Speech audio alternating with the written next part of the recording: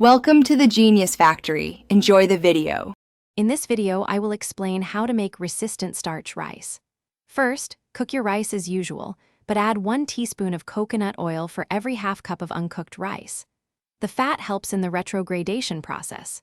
Bring the water to a boil, add the rice and oil, then reduce heat and simmer until all the water is absorbed.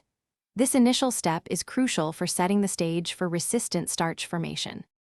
Once cooked, immediately spread the hot rice onto a shallow tray or plate. This allows it to cool down rapidly and evenly. The quicker the rice cools, the more resistant starch will form. Aim to get the temperature below 40 degrees Fahrenheit within about 90 minutes. This rapid cooling phase is a key step in transforming the starch structure. After cooling, place the rice in the refrigerator for at least 12 hours. This extended chilling period is vital for the full retrogradation of the starch. The longer it chills, up to 24 hours, the more resistant starch develops.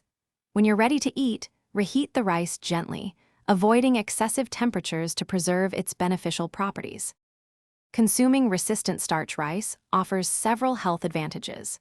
It functions as a probiotic, nourishing the good bacteria in your gut, which supports a healthy microbiome.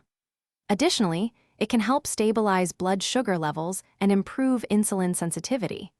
Enjoy this modified rice in various dishes to easily boost your daily intake of beneficial resistant starch. Thanks for watching. If you found this helpful, don't forget to like and subscribe.